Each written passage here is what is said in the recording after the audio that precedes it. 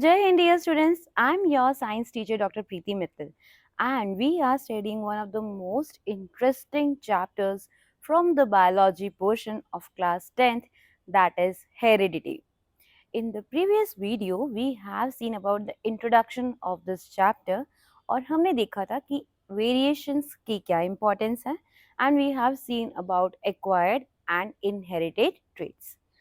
आज के इस वीडियो में हम कुछ बेसिक टर्मिनोलॉजी पढ़ेंगे that will be helpful to study this chapter. This terminology that we are going to study in this video that is not mentioned in your NCERT book. ये terms एक एक करके defined नहीं है NCERT book में, but still it's very important to understand these terms so as to understand the concepts that we are going to study further in the chapter. तो NCERT में ये टर्म्स तो गिवन नहीं है but इससे related concepts all everything is given in the NCERT book. तो पहले अगर हम ये टर्म समझ लेंगे तो हमारे लिए पूरा चैप्टर समझना हो जाएगा बहुत easy. And this chapter is really so interesting because it would make you clear कि कैसे आपके फीचर्स आपके पेरेंट्स से ही नहीं ग्रैंड पेरेंट्स से भी रिजेंबल करते हैं. So once we read this chapter, you can make out that आपकी characteristic features like your color of the eyes, your height, or everything that doesn't only depends on your parents but also on your grandparents and how that is possible, everything we'll see. You can easily make out that अगर आपका एक particular blood group है तो how that is related to your parents blood group also. So all that we are going to see in this chapter, but today we are going to see about the terminology that we will be using for the study of this particular chapter. So let's start with our terminology. So the first term that we will be seeing is heredity. The word heredity means inheritance of features, of characteristic features from our parents. So we get the features from our parents. I told you about that in the previous video also, that we resemble partly to our mother and partially to our father. Eyes papa jaisi hai, nose mummy jaisi hai. So all that is known as heredity. And the study of this heredity is known as genetics. So genetics is a branch of science that deals with the study of heredity. This branch of science is really very important, and currently it's one of the most important branch of biology. Father of genetics किसको कहा जाता है?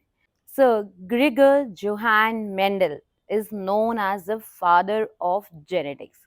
But the sad part of that is that उनकी life time में उन्हें कोई ऐसा recognition नहीं मिला.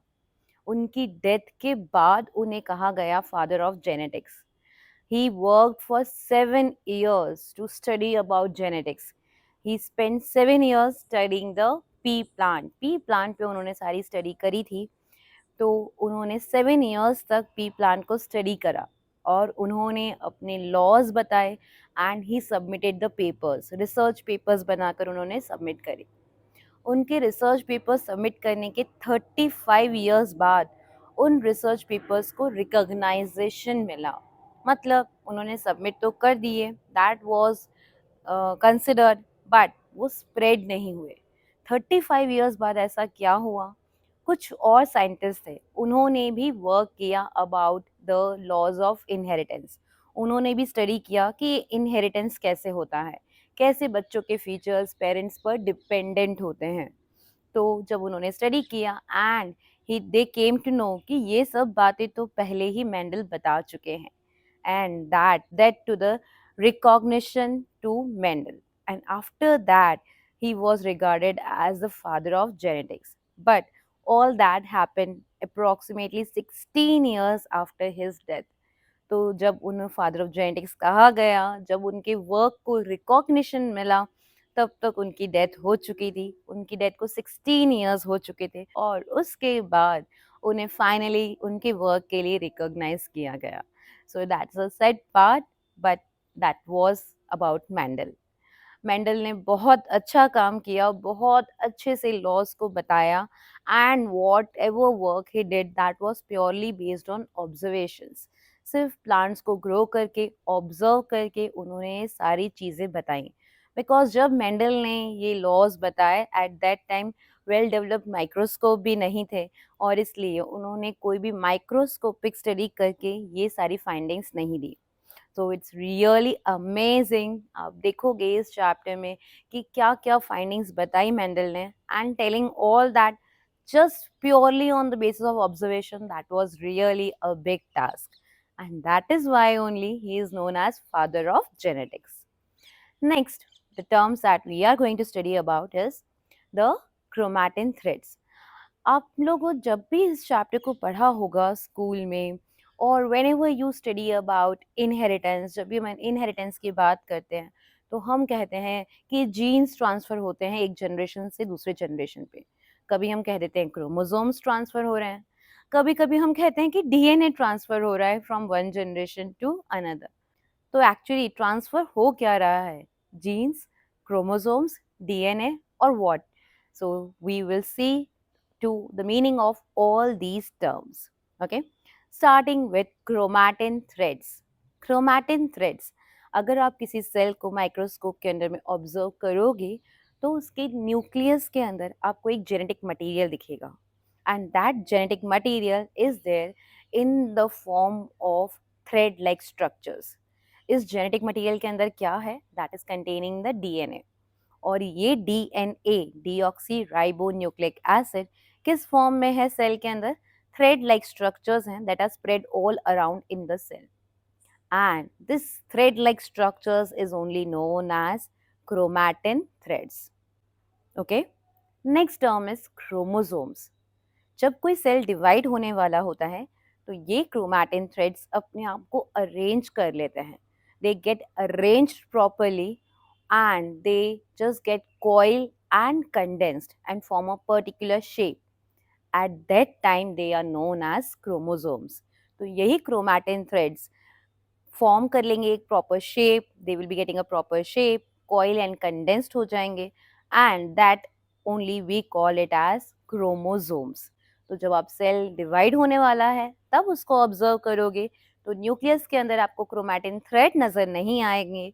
what you would be able to observe is the particular shapes, and that are known as chromosomes. Human beings में 46 chromosomes होते हैं, okay? And this number of chromosomes varies from one species to another. अगर आप किसी plant को observe करते हो, monkeys का डीएनए ऑब्जर्व करते हो, मंकीज के सेल का न्यूक्लियस ऑब्जर्व करते हो, so for every different species you will find कि ये नंबर ऑफ क्रोमोसोम्स अलग अलग हैं। Okay, so that is fixed for a particular species but that varies from one species to another. Fine, that is about chromosomes. ये chromosomes में क्या होता है? These chromosomes contains the DNA, and DNA को इस पर्टिकुलर शेप में बांध के रखने के लिए होते हैं प्रोटीन्स।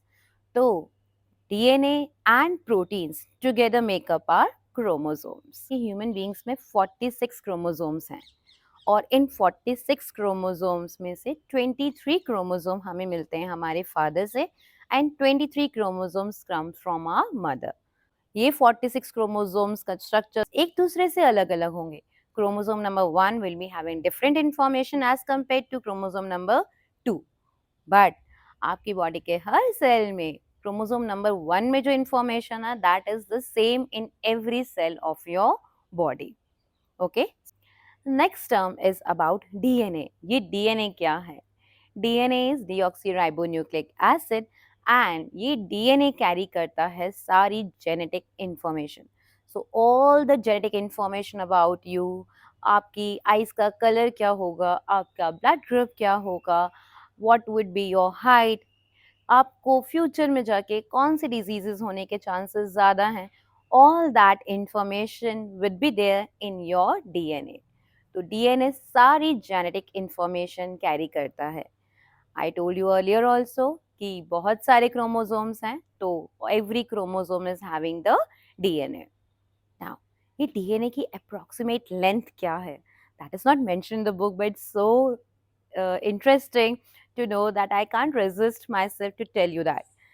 DNA की approximate length होती है approximately 2 meters. And how much is 2 meters?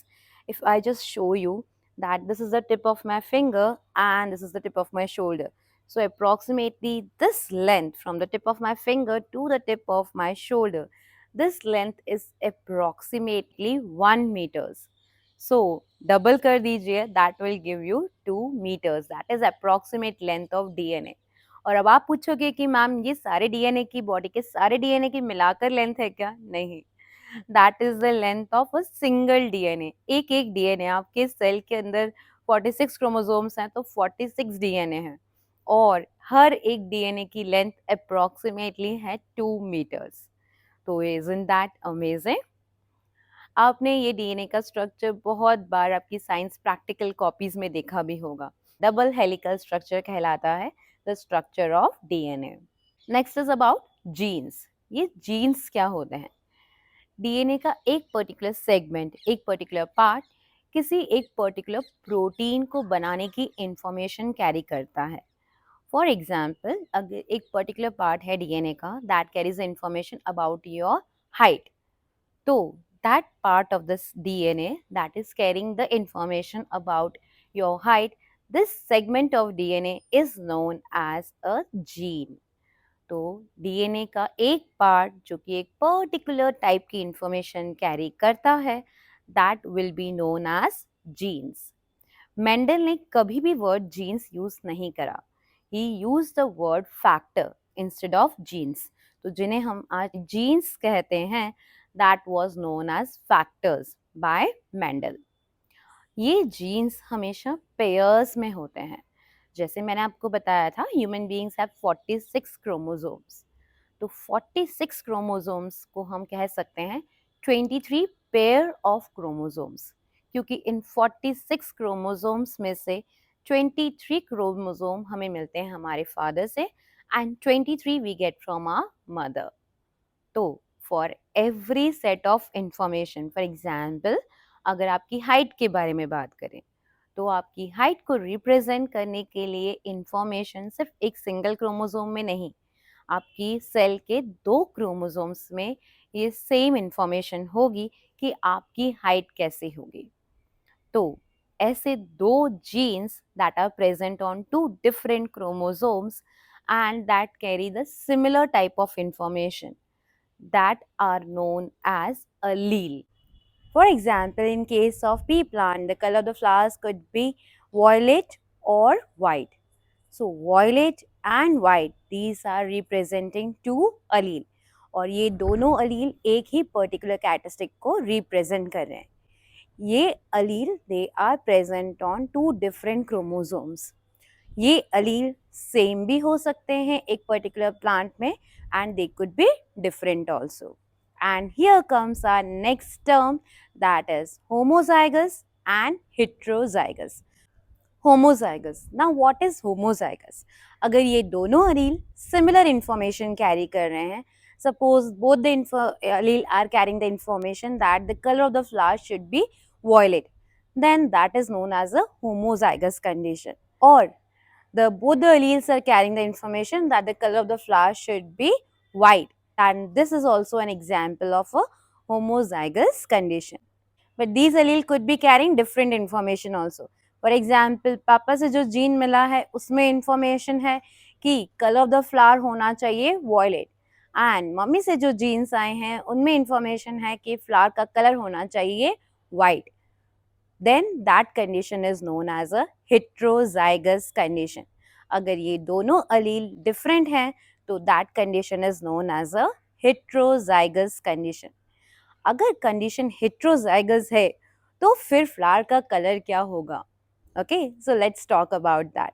In case of heterozygous condition, next concept comes about dominant. तो डोमिनेंट क्या होता है? अगर कोई अपनी बहुत चलाता है घर में, स्कूल में, क्लास में, then you call that person is very dominating, बहुत डोमिनेंट है, किसी की नहीं सुनता, अपनी अपनी चलाता है। और हमारे जीन्स में भी ऐसा ही होता है। फॉर एग्जाम्पल, अगर फ्लावर के कलर की हम जैसे बात कर रहे हैं, अगर एक जीन में इंफॉर्मेशन है कि फ्लावर का कलर वॉयलेट होना चाहिए और दूसरे जीन में इंफॉर्मेशन है कि फ्लावर का कलर वाइट होना चाहिए, तो in that case white colour को चुपचाप बैठना पड़ेगा और किसकी चलने वाली है, मीन्स फ्लावर का कलर क्या होने वाला है, that is going to be violet.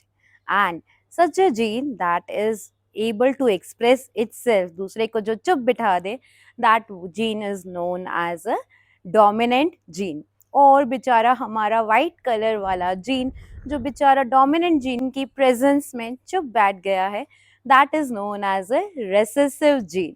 तो व्हाइट कलर वाला जो जीन है that will be known as a recessive gene. Similarly अगर बात करें ह्यूमन आई के कलर की, तो ह्यूमन आई का कलर ब्लैक भी हो सकता है, ब्राउन भी हो सकता है और ब्लू भी हो सकता है. These are three different forms, allele ही हैं ये भी.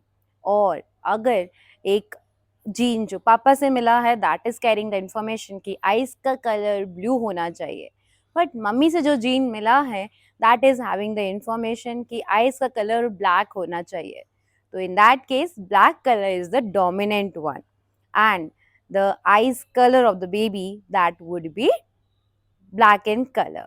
Okay, so जो भी dominant gene होता है that is able to express itself in presence of a recessive gene.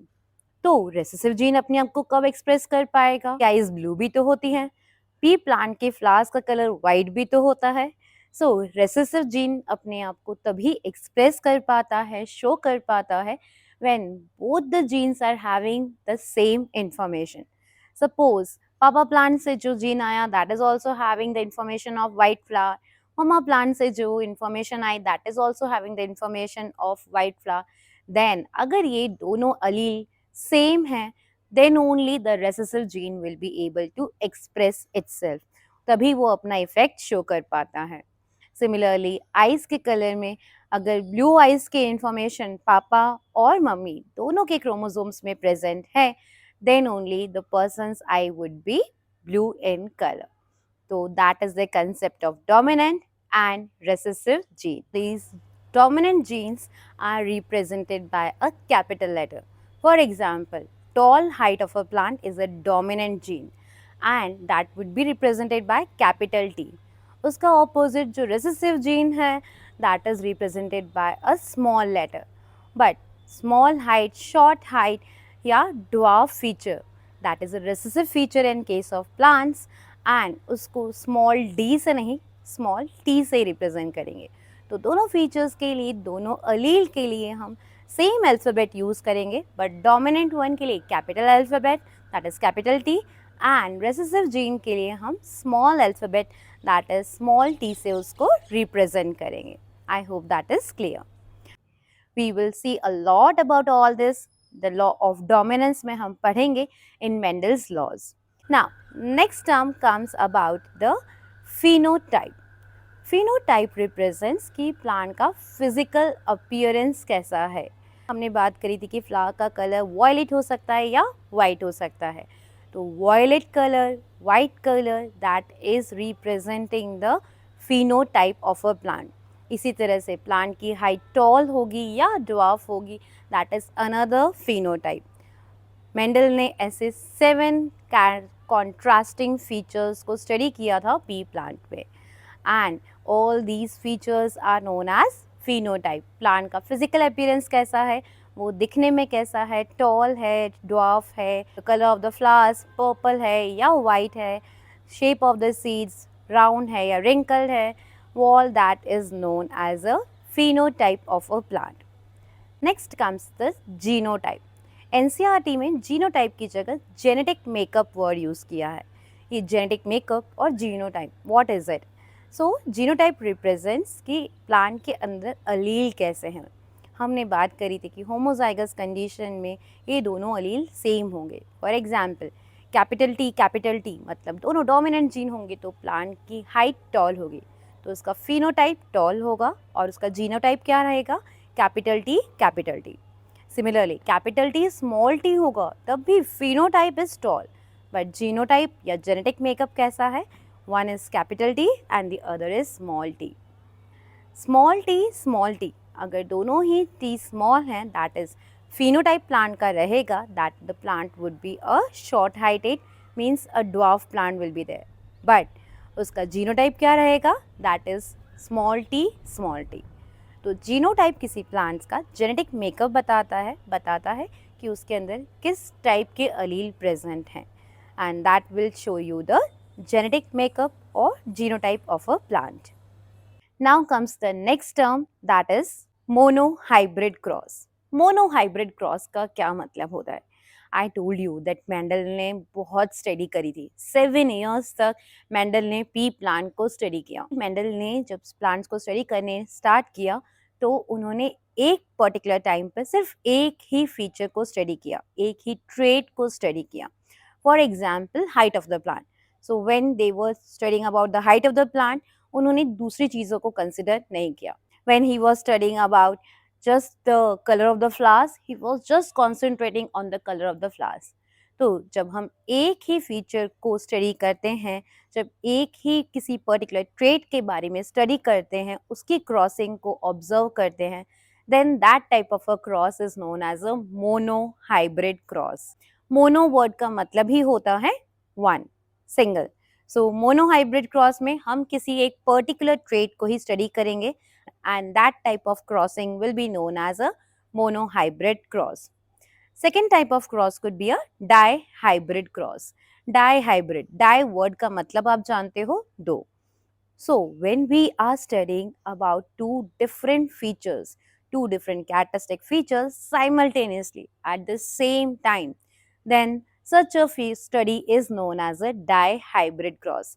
तो मीनिंग समझ में आता है कि डाईहाइब्रिड है, so it is talking about study of two different features. For example, Mendel ने कलर ऑफ द सीड्स और shape of the seeds को एक साथ स्टडी करा। Just when we are studying two different characteristic features together, that is known as a dihybrid cross. So I hope you are clear with the terminology, and I hope you are clear that किसी भी person के अंदर body के हर एक cell में nucleus है, हर एक nucleus में क्रोमोसोम्स हैं, और ये chromosome that will B containing the DNA, और डीएनए के अंदर होता है जीन्स। जीन के दो वेरिएंट हो सकते हैं दैट आर नोन एज अलील। ये अलील अगर सेम है तो उसे कहेंगे होमोजाइगस कंडीशन, अगर डिफरेंट है तो उसे कहेंगे heterozygous condition. So I hope you are clear with the terminology. If that is so, then you will really enjoy the complete chapter. So see you all in the next video when we will be discussing about the Mendel's law of dominance. Till then, take care of yourself and have a very nice day.